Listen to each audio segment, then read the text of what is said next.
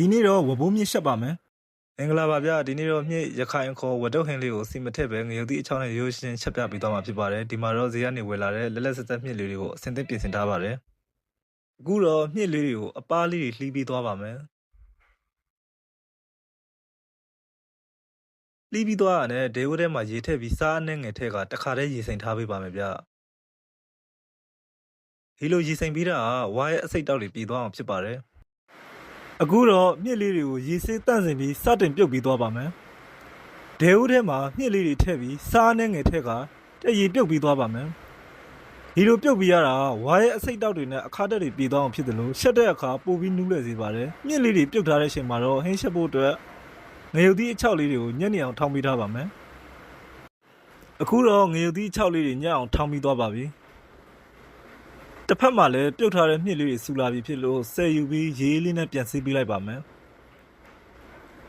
အခုနာထောင်းထားတဲ့ငရုတ်သီးအချောက်လေးတွေကိုလည်းထည့်ပေးလိုက်ပါမယ်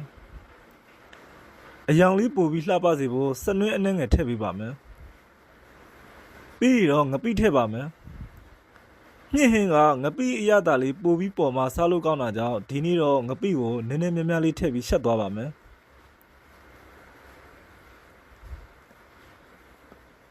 ပြီးရင်စား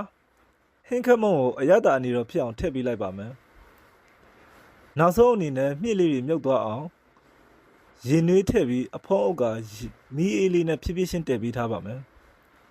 ဒီဟင်းလေးမှာစီလုံးဝမထည့်ထားတာကြောင့်ပေါ့ပေါ့ပါပါနဲ့စားလို့ကောင်းတယ်လို့ဝိတ်ထိန်နေသူတွေအတွက်လည်းအဆင်ပြေစေပါတယ်ဗျနောက်ပြီးမိုးရသည်မှာရရှိတတ်တဲ့ရာသီစားလေးဖြစ်တာကြောင့်အခုလိုအချိန်မှာရှက်စားရတာအရန်ကိုအရသာရှိပါတယ်ဗျအခုဆိုရင်တည်ထားတဲ့မြင့်လေးဆူလာပြီးဖြစ်ပါတယ်အဖုံးဖွင့်ပြီးအရသာနှံ့သွားအောင်အပေါ်အောက်ညှင်းရင်တမှွေပေးလိုက်ပါမယ်